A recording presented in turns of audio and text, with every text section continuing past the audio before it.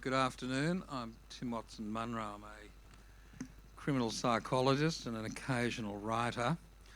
I'm delighted to welcome you all here to the Sydney Library today to join me in conversation with Dr. Angela Williams. Just a few housekeeping matters. We acknowledge the Gadigal people of the Eora Nation as the traditional owners of this land and pay respect to elders past, present and emerging. We also want to thank the City of Sydney for their incredible support for the Bad Crime Writers Festival. They've been marvellous in terms of all the assistance they've given us over a number of years now. Just a few short housekeeping announcements. We're all aware of COVID safe requirements. Keep your distance.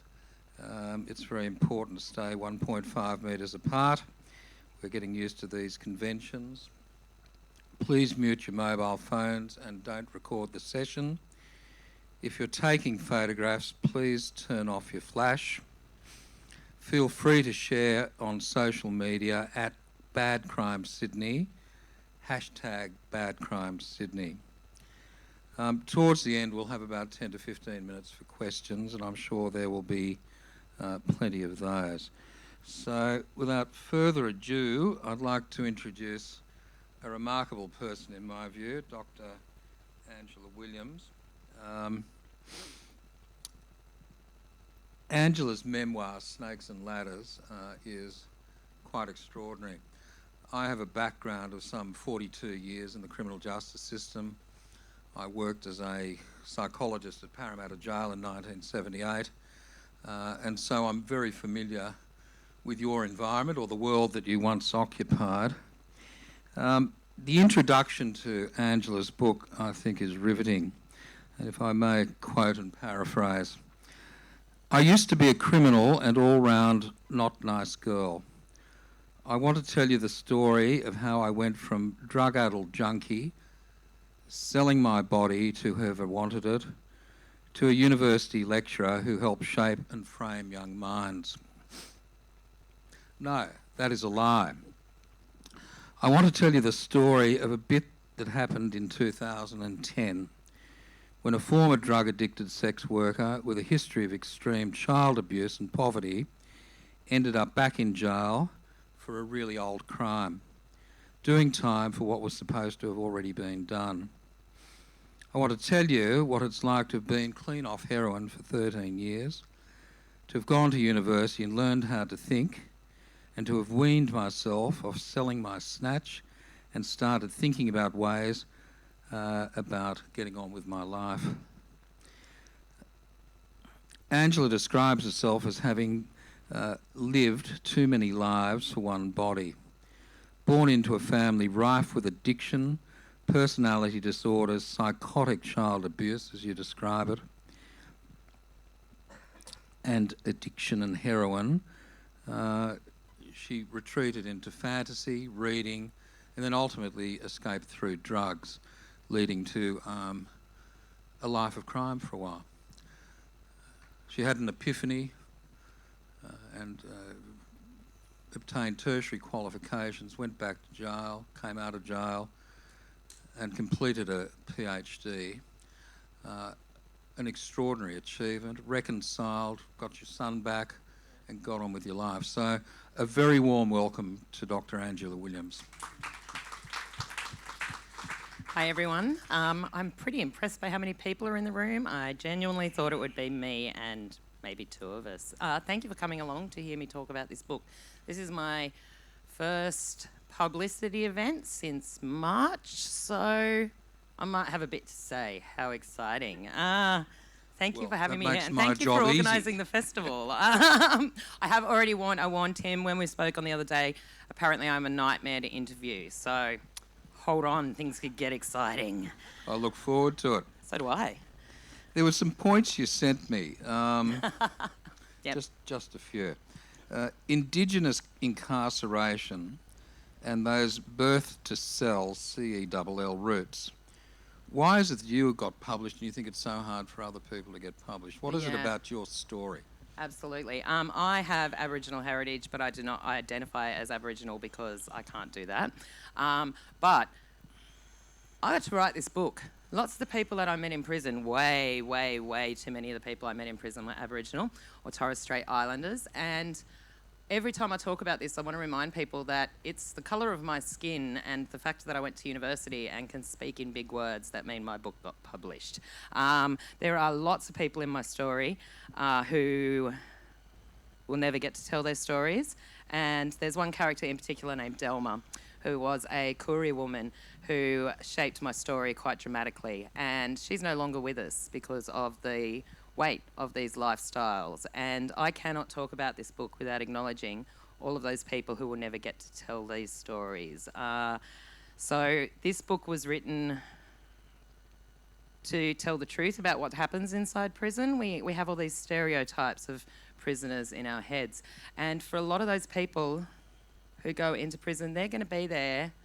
It's guaranteed from the day they're born almost. These people are born into traps. And I was born into traps. I don't know what it is that got me out of them. We'll poke that over the next half hour and try and find out.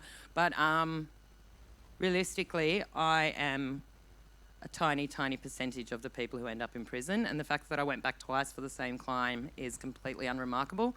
I mean, completely remarkable. But the fact that I went back twice is not unremarkable. If you've been to prison once, you're likely to go back to prison again. And if you've been in foster care, you're likely to end up in prison. If you're an Indigenous woman, you're likely to end up in prison, more likely to end up in prison than you are to go to university. So the fact that I can sit here and tell this story is a privilege, an extreme privilege. And I always start with the downers. Well, thank you. We spoke about this earlier in the week too, and one of the people that I interviewed last year, Bernie Matthews, a recidivist prisoner. I met him when I worked at Parramatta. A very wise, intelligent bloke. He set up the resurgence group in the jail. But I remember one line in particular amongst a lot of them that he, a bit of a lesson for me as a young 20-something-year-old. He said, you know, Tim, prisons are the universities of higher crime. Yeah. It all starts back in childhood. It all starts in youth training centres, and that's really what you're alluding to, yeah? Yeah, absolutely. My son was in foster care, so I've got quite a close connection with the idea of foster care. And with these, once you institutionalise someone young enough, they're never going to break out of those chains that you put onto their mind. And for a lot of children who end up in out-of-home care, there's nowhere else to go. There's no other options. There's no way of breaking into legitimate society. I think I've spent a lot of time with my psychiatrist over the years talking about legitimacy and why I feel so much urge to be legitimate, when realistically it's a scam. We've all sold each other this idea that we need to be legitimate. I think the changes we've just made to university funding is terrible and is going to stop a lot of people like me from having a big mouth, I suppose. Maybe that's the point. Precluding people from education. Yeah, excluding people from education, whereas we need to be barreling those doors open. If you're in foster care before 10 years old, you get free university for life, is my, if I ruled the world. Should run for President of America, shouldn't I? Yeah. We've now got a reasonable one, but a week ago, thank God. Oh, we all breathed at the same time. That was amazing. Yep. The global collective sigh of relief. Huh? Oh, yes. But education's important. Education is important, and what you learn in prison can actually be very valuable in the real world. Having been in prison doesn't necessarily mean that you can't ever work again and you can't transfer those skills. It's about seeing the skills you get in places like prisons and foster homes and group homes, seeing those skills as things that can actually become remarkable tools. What sort of skills are they? Resilience, being able to be independent, believing in yourself, being able to put yourself into a situation and know that you can stay safe throughout that situation. They all sound like quite terrible things, actually, now that I'm saying them out loud. But when you twist those things within your life, you find ways to... Realistically, let's be honest, if you've ever woken up in a cell with no idea how long it is until you get out of that cell, after that, everything else is a ride. You're like, oh, I'm stuck in traffic. At least it's not a cell. Oh my God, Donald Trump is president. At least I'm not in a cell. Yeah, cells and methadone, that's it. If you do those two things, you can do anything in life after that. If you can go off methadone or survive a cell, you can survive anything. So, yeah, resilience is the biggest thing. And we need to value resilience more than we do. What got you into jail when you were 19? It was a pretty wild ride back then. Oh, it was such a foolish decision. So you said in your introduction that I was led to a life of crime. That's a lie. I did one crime really badly. It sounded too good to be true. Realistically, if someone proposes a crime to you and it sounds easy, question that, okay? We were going to go and steal heroin from a guy who sold heroin, and we were going to sell it to another heroin dealer, and we were all going to be millionaires. It was an excellent plan, except that there was no heroin, and the police were pretty much already there. It's like they knew we were coming, and we got caught within about 15 minutes of walking out of that crime scene. And then I was supposedly with two quite achieved criminals at the time, and they folded quicker than I did. They were telling the cops the story through the wall of the paddy van. Oh, yes, no, crime doesn't work, really. You need to put a lot more planning and time into it than we did. And realistically, I think a future in crime is probably more effort than it's worth, because let's remember, at the end of that is the cell. Yes.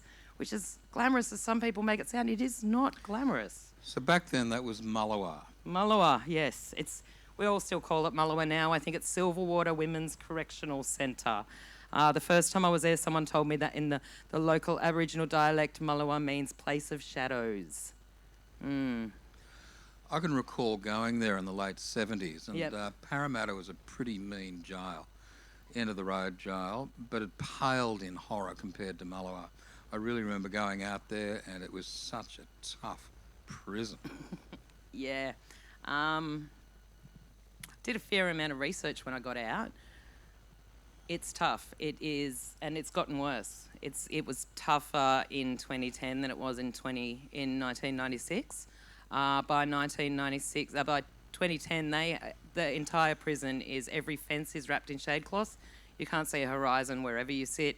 Everything is, all you can see is the blue sky and the barbed wire and green shade cloth. It's brutal. The segregation cells are no longer there. They ripped that building down and put a clinic in. That was notorious, that old building. Many people died in there. And now there's that induction unit, which when I got out of prison, I read a review by a nurse who had worked in there, and she said those cells aren't adequate accommodation for animals. And it's true.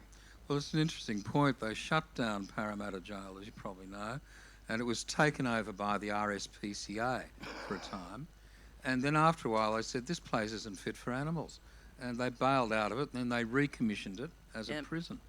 It reflects an attitude, doesn't it? Yeah. Silverwater Prison, the land on either side of that prison complex is closed to public access because of chemical contamination. And they used to have sheep living down in the back, what used to be the remand section, but they were having babies with birth defects constantly, and so they stopped having sheep there. But one woman I know at Mullowa has been there for 20-something years and is sterile, and that's never going to get talked about because it's just prisoners. Let's pop them on the toxic land and leave them, hey? Just down from the Olympic Village, by the way. Oh, yes, you get a front seat ticket to any concert that is happening at Homebush, but you can't actually see anything, but you can hear every single word. You can hear individual people screaming from induction, yeah. So you do your time, and then what happens? Because this is where the story gets very interesting and horrible. Oh, yeah, so I went to jail. I was young and stupid. I learned how to roll cigarettes. It was excellent. Then I got out on remand and I got sentenced. Oh, at the end I got sentenced. I never got out on remand. At the end I got sentenced to weekend detention. So I was like, excellent, I will pay my debt to society.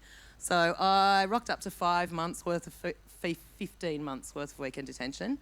And in that 5 months, I went from taking about $30 of heroin a day, sometimes I even only took $15 worth, to at least $150 a day.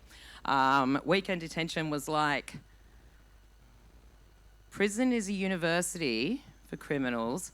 Weekend detention is kind of like playgroup for criminals. So we'd go along 2 days a week and sell each other lots of drugs and then buy lots of drugs from each other and then get out on Sunday and all go and buy drugs together. It wasn't very efficacious.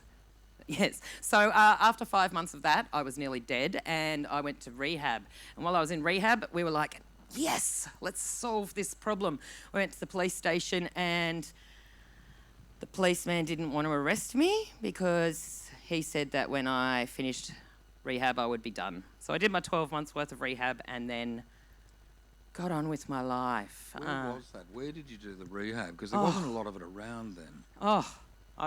This is just a shout out. Yeah. I did rehab in a 12-month program in Glebe called Kathleen York House. It used to be where you can still go there with your children, so your children can live there with you, which was my main motivation for going there.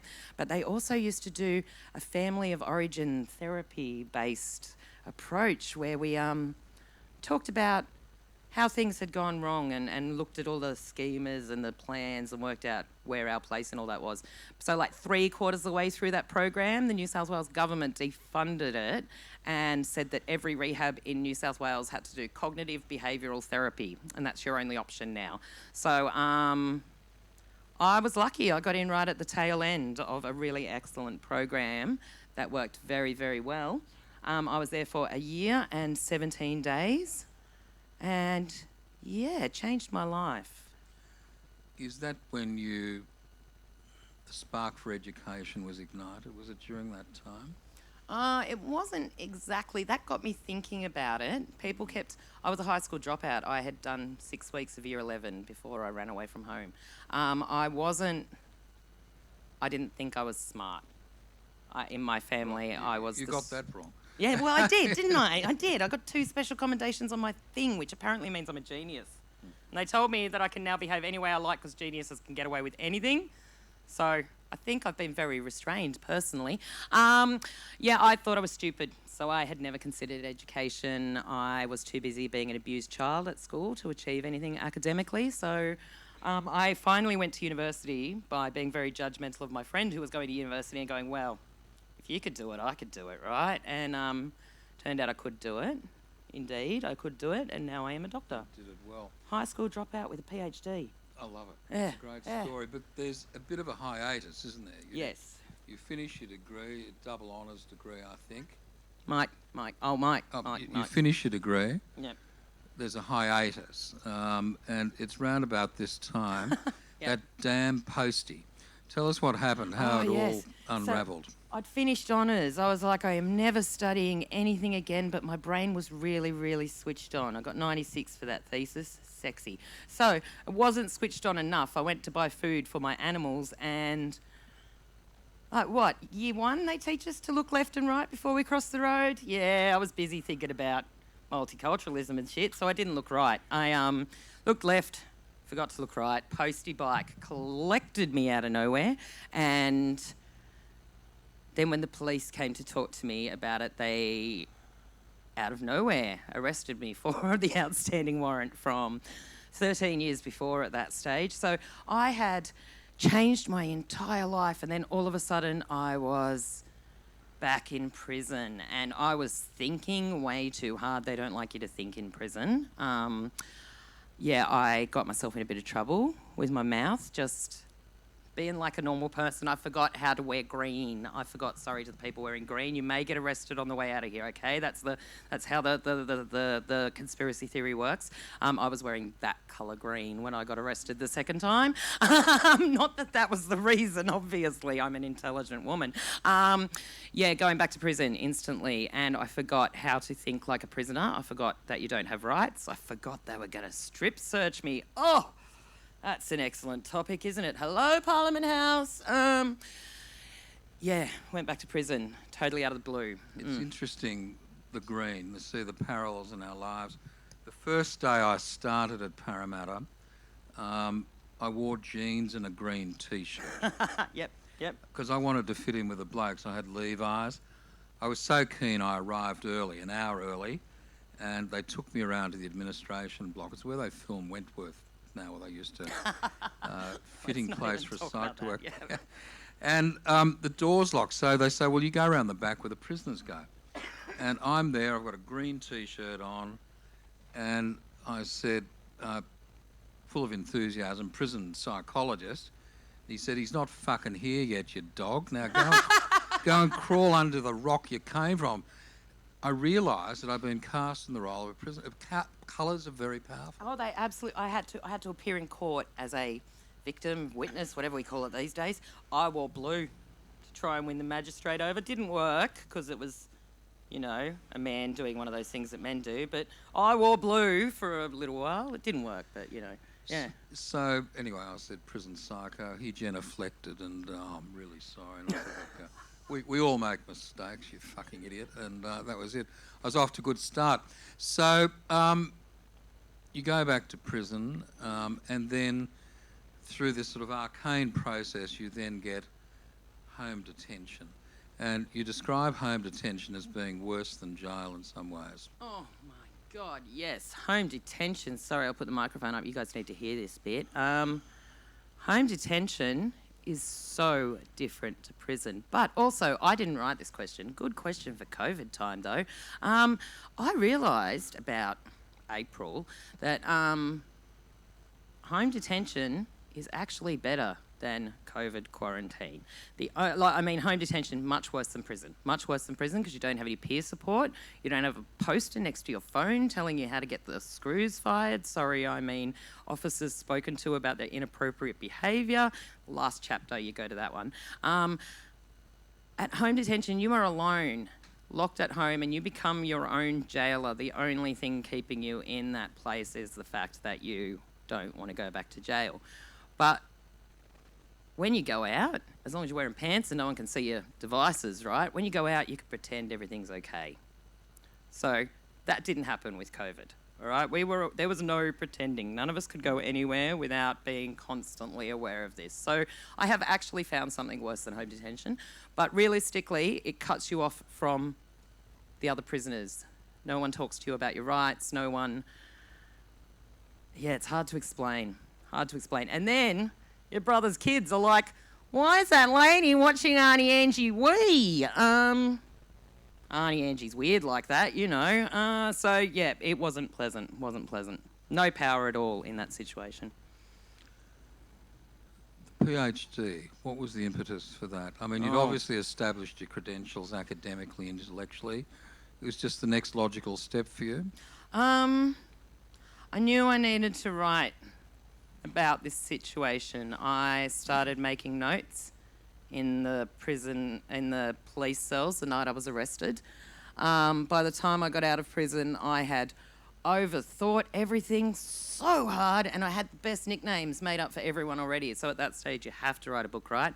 I didn't intend to do it as a PhD until my PhD supervisor went, you know, this would make a great PhD. And my immediate response was, people like me don't do that, shady. Turns out people like me do that. People like me don't get permanent jobs in academia, though, because we have big mouths and point out difficult things. But we can do PhDs, and then you're pretty much unemployable forever, but that's okay. It worked. My brain was so switched on. I wanted to know about the power dynamics that were happening in prison, but I also wanted to know about how I wanted to try and bottle whatever it was that made me capable of surviving this.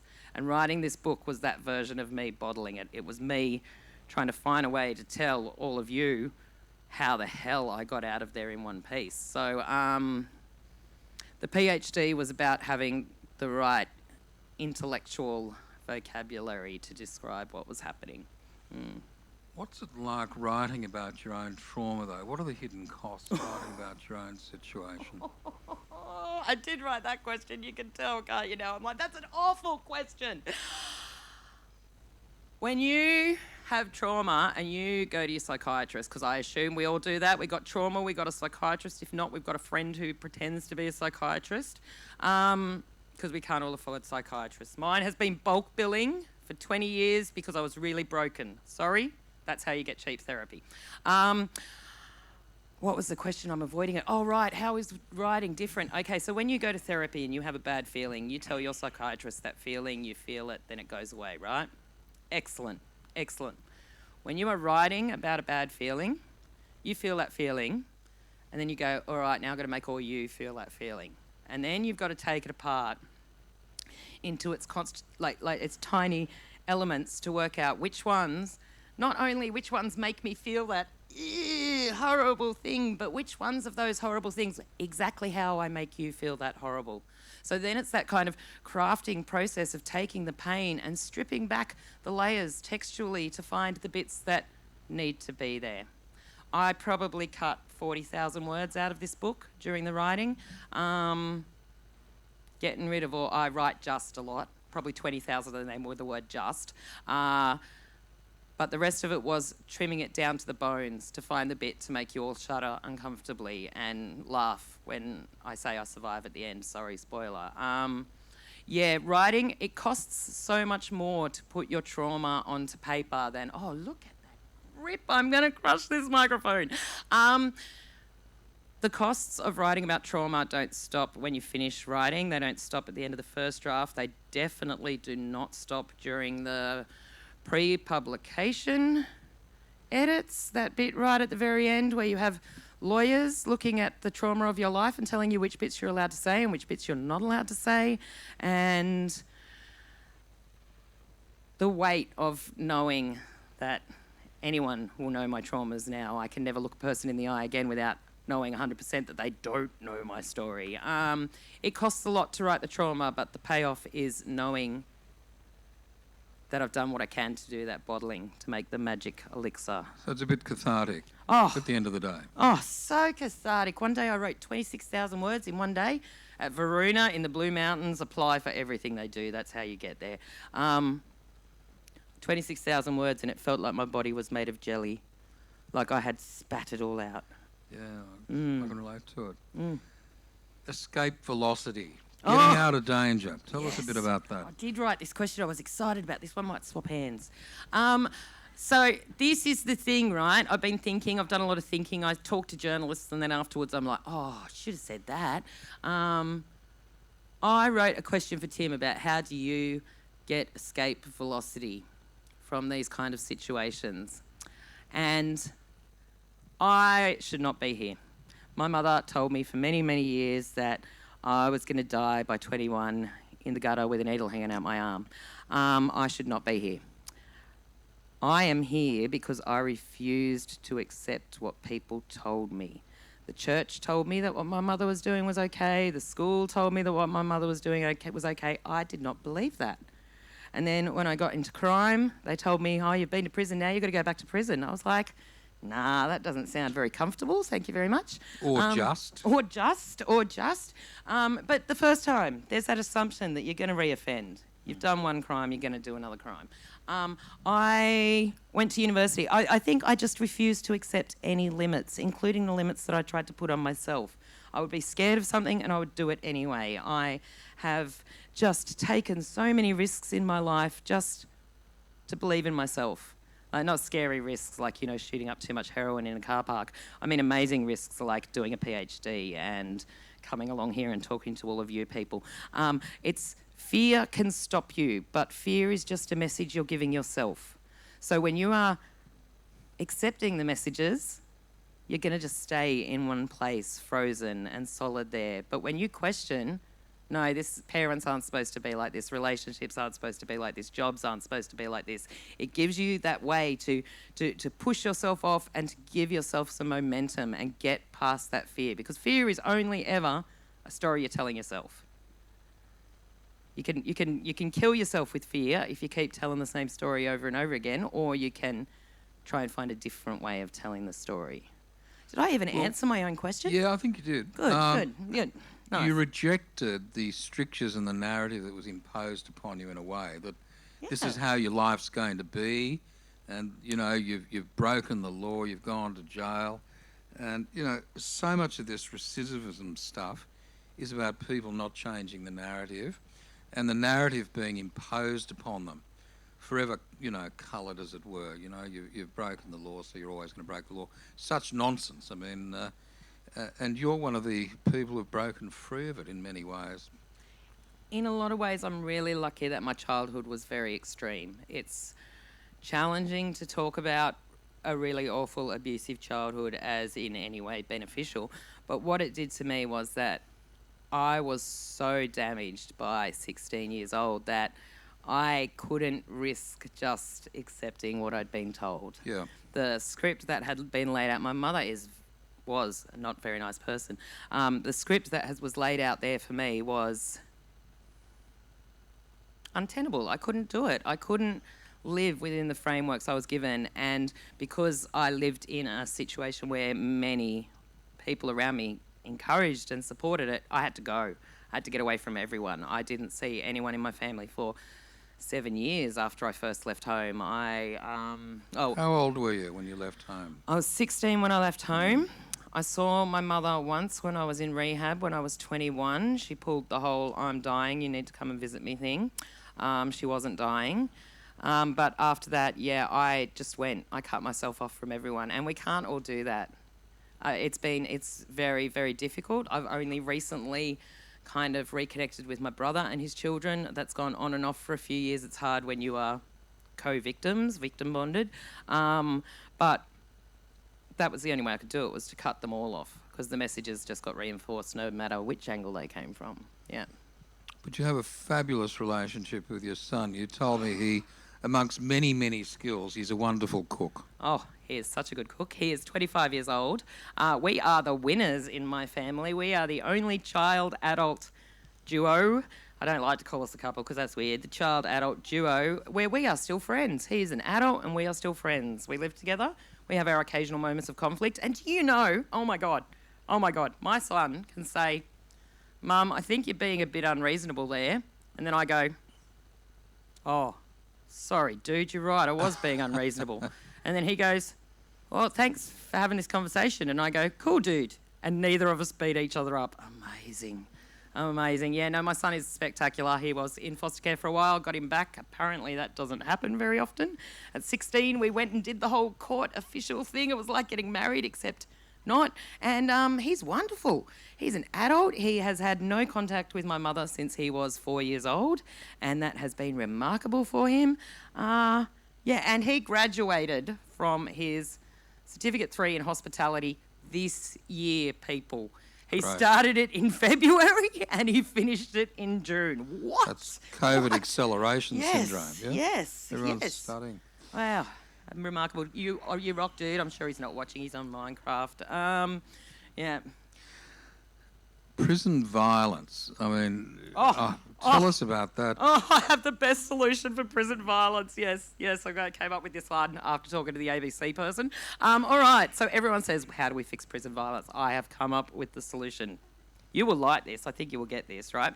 Okay, so in prison, a raised voice is a sign that something is going wrong, right? If you hear a yell, everyone runs towards that yell or away from that yell, depending on what colour they're wearing. Yelling is very therapeutic. I don't know if you've noticed, I'm a bit loud. It's the thing I do. I like to have a really good yell. If they would give me just a little bit of money, and I have actually been talking to a health provider in the prison system, so I may actually make this fabulous idea come true. We need scream rooms and scream clubs. Let's get a room where you can go in there, and I reckon we might even let the people wearing blue use the scream room occasionally. I think they might like, I see you're blue and I raise you blue. A scream room. A room where you can just go in there and have a really good scream. And I mean, okay, the boys out at the bay aren't going to be really keen on this at first. They're going to be a bit embarrassed. So to start off, we have scream clubs. I'm totally willing to run these. I will be quite happy. Let's go in there and just all scream together. There is nothing better than a good scream. You are flushed, you are relaxed, and then you walk out of there and you have let all those endorphins go. We've got a scream room in every prison. Let prisoners go in there and just yell when they want to. Maybe even let two of them go in there and yell at each other. And we will calm things down. But realistically, the answer to prison violence is the answer to everything. Just give everyone in the country free access to good, high-quality mental health care. I will clone my psychiatrist. You can all have one of him. No, you can't. He's mine. But that's the answer. Everyone. I agree. It's interesting, the whole... There's two lots of violence. There's violence between prisoners. Oh, yep. And there's violence perpetrated on prisoners by prison officers. Yeah, I don't think we could do anything about that one. And back in the day, if prisoners and screws had a blue, they would meet behind three wing and they'd punch on. And it's a bit like the primal scream you're describing. It was cathartic. No rules, no dobbing, shook hands, don't do it again. Sometimes the screws came off second best. But there were other times when I would walk into that jail, and I'm sure you experienced this at Mulluwa, where you knew something was on. Oh, yeah. It was like you could cut the air with a blunt knife. It was so tense. That is one of those skills. That ability to walk into a room and know where the risks are and who's thinking what and where the tension is building, and being able to look at a large group of people and pick the troublemakers instantly. That is a prison skill. That's right, we're the troublemakers. Oh, yeah, obviously. So we're Yes, okay. yeah. I'm wearing green and blue. The last year that I worked there, 3 prisoners were murdered, and it was all about internecine drug wars. Stephen Shipley was one, and there were a couple of others, and it was all about when heroin was first getting into the jail, and there was a lot of money to be made. And my kind of observations of it, and I'm sure that you would, I hope you back me up on this, a lot of the problems in prisons now are about drug trade, people getting, well, ice is a big one, but now buprenorphine, Seroquel, all that. Tobacco.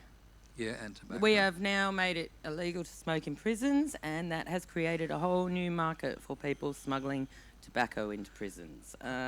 I had a case, I couldn't believe it. This woman talking about a pound of tobacco that's worth nothing on the street. It had a jail value of about 100 grand. It was just unbelievable because nicotine's highly addictive. I also agree with the mental health stuff. And of course, COVID's really crystallised that in the community generally, and more so in prisons, because now you get virtual visits. Yeah, you can't have contact visits. You get no contact visits, and I've got a lot of friends who have relatives and things in prison at the moment. The technology has been notoriously difficult. People have a 40-minute visit booked and get 2 or 3 minutes of that because of the technical issues. But realistically, the way they treat most mental health issues in prison is solitary confinement. You are, as soon as you start to act up, you're locked in a cell. At one stage in the book, I form a bit of a rebellion where I lock myself in my cell. What are you going to do about that? Nothing. But realistically, that's what we do to mentally ill people. We lock them in cells alone with a wall. The cell that I was locked in at Mulluwa in induction has a second door at the other end of the cell for taking the dead bodies out so they don't have to take them down the hallway where it's going to worry the other people in the cell. That's what they do with the segregation cells, the isolation cells. They've got 2 doors so you can kill yourself without it becoming a problem for anyone else. We should not be... suicide. Yeah, no fuss suicide, the death door. We should not be locking mentally ill people, distressed people. I got locked in there because I cried while I was talking to the social worker. And I admitted that 10 years before I'd attempted to hang myself. That combination was enough to get me 4 days locked in a cell. Not by myself, luckily, because the prison was crowded. One of my buddies from Derby, I ended up with her niece. Taught her how to roll cigarettes. But that's how we treat mentally ill people. We seclude them, we mock them, we shame them. There's 2 wards where they put mentally ill people at Mulluwa, and neither of them are safe. One of them looks really safe, but when you get in there, it's not. It's not good. They fall through the cracks. And look, it's common knowledge there's a lot of mentally ill people in jail. And there are no resources for them. And jail makes you mentally ill. Yes, of course. It's situational madness. You can't be in there and not feel it. Yeah. Tell us about your sense of place and space after this story and your book. Oh, I didn't write that question. That's a good one. I like that. Just not a pretty face, not just a pretty face. I'd give you a PhD based on that one. Wollongong became very, very important to me. I had moved there from Sydney. Sydney and I, we have a thing going on, we like each other, but we're toxic. So I had moved to Wollongong. Well, it's true. It's true. Oh my God. Yeah. So there's triggers. There's triggers. There's lots of triggers. There's lots of places in Sydney that make me laugh, and then there's other places 2 steps along where I'm like, oh, don't touch that thought. Wollongong became really important to me, but it's got a lot of memories. I found a space within myself to Space becomes less important when you can reach a wall in every direction. You have to find space in your head instead of the world around you. I spent a lot of time in those induction cells going well and truly mad, but thinking a lot and writing a lot. And by the time when I the day they took my home detention bracelet off, I went out into my front yard and they had told me I wasn't allowed to leave my yard till midnight.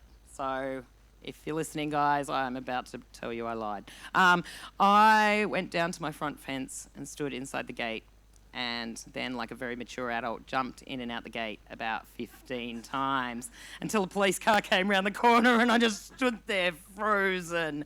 I've become much more aware of spaces. I've become much more aware of the people around me, but I don't like people much anymore. I don't like to be squashed up against groups of people, and I don't like to not be able to control who is in my space. If I don't like someone, I like to be able to walk away from them now. So it's a bit claustrophobic. Yeah, absolutely. But also I became a bit agoraphobic after home detention. It just became easier to sit with myself rather than take the risk of going out there.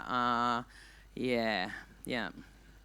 Why after midnight? Was this the final game? Your bracelet's off, but don't go across the front fence. All right, so cops could burst through the door any second. I went to roller derby training that night.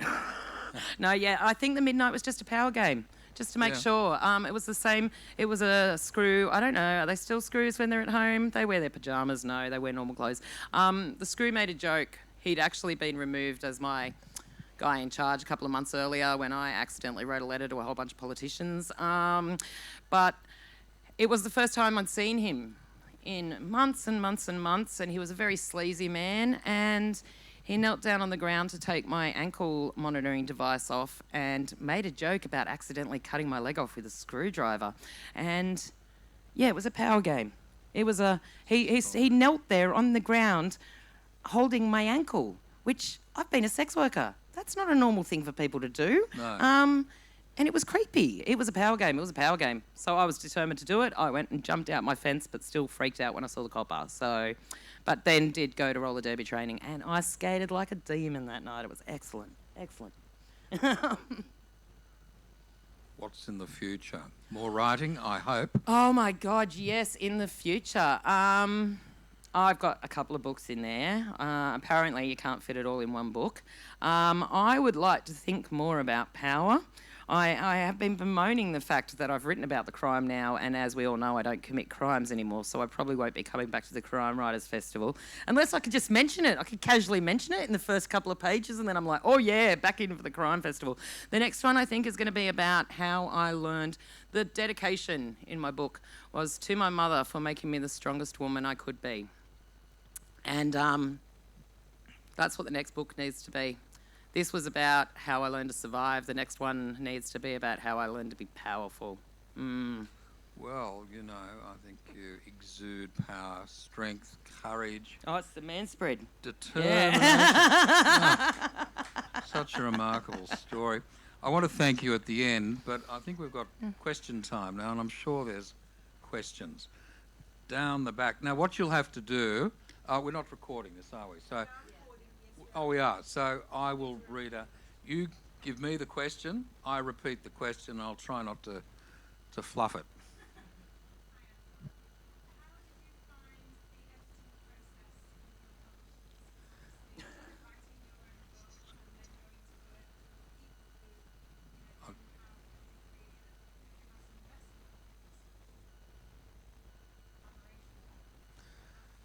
I'll just repeat the question for the record. How did you find the editing process with your publishers? It must have been quite a journey for them and for you. Over to you. Did you see my interpretive dance face then? Yeah, it was lovely, wasn't it? My editor, her name is Ruby, at a firm press. Oh, high five! Yeah, how excellent is she, hey? So I won this thing at Varuna where I got to go and live with an editor for a week. seems unlikely. Yeah, I went, oh, how great is Ruby? Okay, so have you done this bit yet? No, the publishing, the pre-publication bit. All right, well, you already know then, so I don't have to be nice, right? It is brutal. Oh, my God. It is so strange. There were some bits of the book that I couldn't edit again. There's a bit about my mother where I said, Ruby, you just take that bit. It is hard. It is hard to let go of it enough. I got the feedback from a firm that I was a wonderful author, basically because everything they said, I was like, oh, that sounds like an excellent idea, let's do that. At the end, I pushed back. There was some things that I had to remove from the book, and that's all right. Yeah, it turns out you have to prove everything. And I thought I'd have to prove the stuff about prison. No, they were fine with that. They believed me on everything there. Everyone knows their hotbeds of pathology. Yeah. No defamation there. No defamation there. Well, it turns out that you can't defame someone when they're dead, so I can now write my truth. But yeah, no, it's awful. You have to let them tell you which bits are working and which bits aren't. And I had edited it so many times for the PhD that I sincerely thought I was fine. No, there's no such thing as the last draft. The last draft is when your editor says it's the last draft. You've got to be willing to let go of some things. That I had watched my PhD supervisor have to change the title of her book for her publisher. So I was well aware of how much power there is in that relationship and how you have to kind of make some concessions. In my first meeting with the marketing crew, they said they loved the name, and I was like, oh, yes! So I got to keep the name. You've got to trust your editor. I trusted a firm. I've heard some horror stories about other publishers. Sorry if I'm not meant to spruik them here. I don't think I'll ever publish a book with anyone else. I watched a friend publish a book about sex work with another publisher. I trusted my editor and my publisher, but that's because I had researched the hell out of them. And as much as I won their competition, I chose them. I decided I was winning the competition before I submitted it. That's it. Just don't believe reality. Just decide you're going to do things and do them. It's difficult and hard and heartbreaking to lose bits, but also that trust. There's always a sequel, which I sense is on the way. Another question. There must be another question.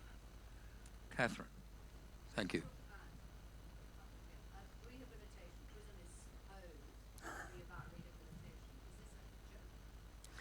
Prison is supposed to be about rehabilitation. Is it a joke? Yes, it is. Okay. I have the answer to this one. At Mullewa, there is this beautiful building called Blacksland House. I think it might have been the original homestead that was there. Gorgeous. The white building. Yeah, the big brown one down on where you can see the river from the front. Yeah. So Blacksland House, when I went there in 1996, Blacksland House was the prisoner education centre. We had a library in there. There was workshop rooms. You could go and sit up there and read books and look at the river and just imagine for a little while that you weren't locked in a prison. You could talk to other women. There was quite frequently rooms where there was only prisoners, no officers at all. If prison was about rehabilitation, that building would still be Blacksland House, the education centre. By the time I went back in 2010, they fenced it all off, and now that entire building is one office is used by the officers. That's where they classify people, and the rest of it is just their admin space. So I didn't actually see a library the second time I was at Mullewa, but if it was rehabilitation, we would invest in things like that. We are building new prisons every single, seems like, year. We have more prisoners in Australia, in New South Wales now than we have ever had historically, and our crime rate has been going down for the last 11 years. So if our crime rate is plummeting, but our prisoner numbers are going up, then rehabilitation isn't working. And then there's that extra factor in there, which is the privatised prisons. Right now, none of the prisons I went to were privatised, but there are a lot of privatised prisons in Australia. And as soon as you open a prisoner hotel, you've got a bunch of prisoner beds.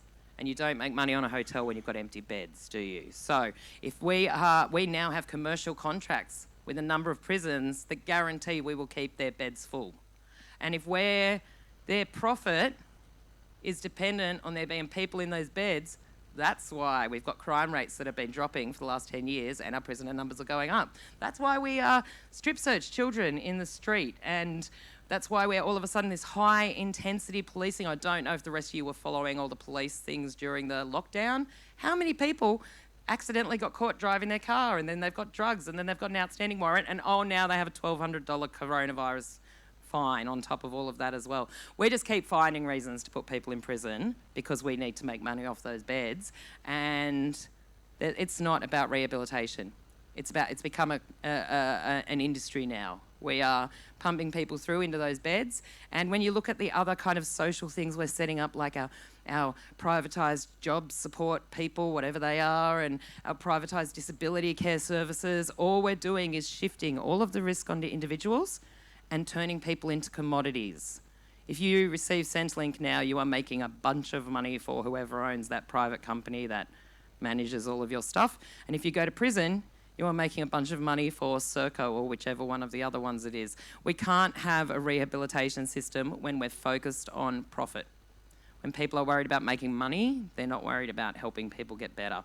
And realistically, we have 2 or 3 maximum security women prisoners in New South Wales, and we have like 14 minimum security beds. All of the rest are medium to maximum security, and the difference between medium and maximum security is negligible. Medium security is maximum security. We have no need for the number of beds we have, but all of our beds are maximum security. When you are treating everyone the same and treating every single person who walks through those gates like they're a write-off and that they're coming back and that they're inevitably trapped in there now, we can't rehabilitate. Well, there was, pardon me, there was that recent case in the States where a judge was deliberately sending people to a private jail because he was getting a kickback. Oh, you can't imagine that happening here, can you? No, we're so not corrupt. Oh, sorry, was that a joke? Oh, it was a joke, right, yeah, cool. I'm sorry, Tim, go.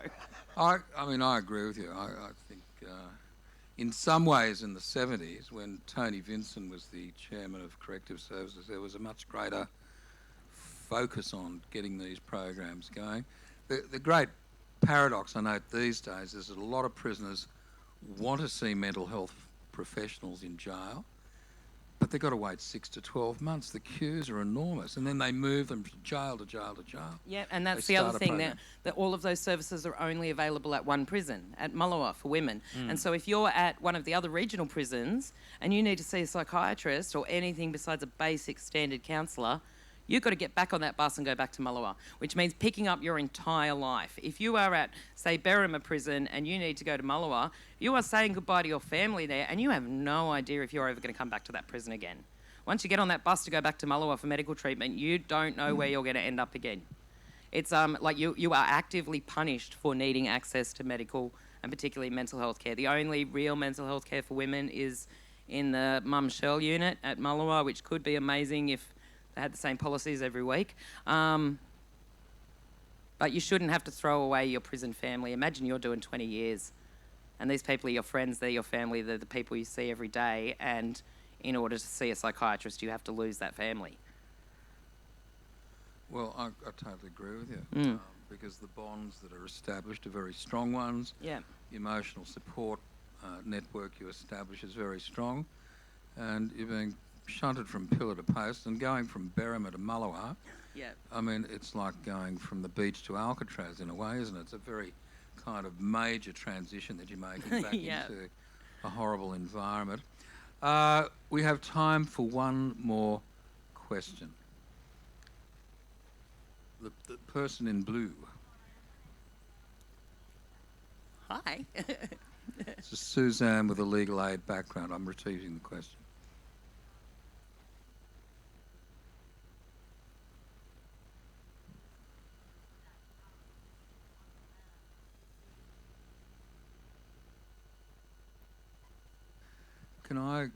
I'm a little deaf, but I think what you are saying is that the treatment of women in prison is different. No, on remand. Are you treated differently on remand? You see, that's maybe you want to. Did you hear the question? Oh, I can do. I can read it. The question was, I'm going to paraphrase because, is there a difference between, like, that you've heard there's a big difference between how you're treated when you're on remand and when you're sentenced? In the men's system, absolutely. The remand centre out at Silverwater, that's where all the men go when they're on remand. There's no remand centre for women. There used to be, half of Mullawa used to be where you went when you were on remand, and it was kind of open space living. We made all those flowers that you buy in Woolworths. And it was houses. So you were kind of living in a community, and that was quite different. I worked with sentenced prisoners in the kitchen, and I still had contact with sentenced prisoners, but I was separated into remand. Now it just seems we all get bundled in together. Induction had people who were... Induction is the first place you go. It's where they make you feel welcome. That was a lie. Everyone is there together. You are in there with people who are getting transferred, they have to go to court, or they've come back to go to the doctor or something, and everybody is just dumped in there together. So you are actually all treated exactly the same. And induction, everyone is treated like shit. It's where they break you, it's where you are brutalised from the second you get in there. It is inhuman what they do to people in that building, and that's about breaking your will to fight back. If you are so silenced and fragile by the time you leave induction, they know you're not going to cause any problem anywhere else, are you? And that's the threat. We'll send you back to induction, and no one wants to go back to induction. So no, there's no difference with women. With men, there is a very distinct difference, and they don't even actually usually get contact with sentenced prisoners. But for women, it's different. How long is induction? Induction is however long you're stuck there. It's a little shitty building. The other end is Segro, so you can really hear the happy people from there. Induction is where you go to learn prison. It depends on how many beds are full, where else in the prison there's space available. It depends on how much of a risk you are. If you are at risk of self-harm, they are more likely to put you in induction than the psychiatric unit around the corner, the mum shell unit, because the officers' induction are better equipped to handle those kind of emergencies. Oh, and there's those doors that are in the cells so they don't have to worry about other people. Induction is as long... I was there for 11 days the first time. Yep, and I skipped it the second time I went back to Mullawa because, well... I've moved around a lot in 2010. I was in 4 different prisons. Student. I was a mature age student. And apparently, so this is heads up in case you go to jail. When you lean and talk to someone like this, they think you're trying to start a riot. I know. And also, don't say the word ombudsman ever. Ever. Yeah. That's right. Or if you do, be prepared. My closing comment is that on remand, you can't access any treatment at all. Really? In men's prisons. And so you might be on remand for 2 years, such as the backlog. All these people go in, they want treatment, they want to detoxify, they're motivated, and then they go to court a year or two later, and they've got no treatment up, so bad luck. We need to do it better. We really need to do it better. And now they're withdrawing from nicotine as well. Yeah. Don't smoke, don't read my book if you're trying to quit smoking. It's it doesn't happen. But these are people who need mental health treatment. They're withdrawing from their street drugs. They're withdrawing from whatever their lifestyle is, computer games, whatever it is, and nicotine at the same time. Yeah. And imagine that, 2 years locked in a cell with people who are all doing the same thing. Doing it edgy. We sadly have run out of time. This has been a fantastic session, and I really want to thank you for sharing so much of your life with us.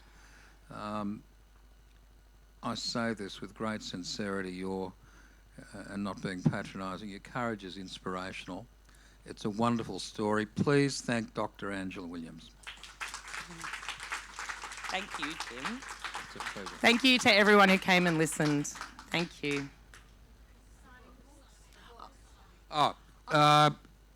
Yes. Can you sign the forms, the feedback forms? Oh no, I think they want me to sign their books. Signing books. Sorry. Yeah. I've not had a break for 3 weeks, so I'm a bit out there. But I can do Angela will be that. signing books, and can you also fill out the feedback forms? They're very useful. Thank you. If you write that we were excellent, that's best. Yeah. Thank you. Thanks a lot.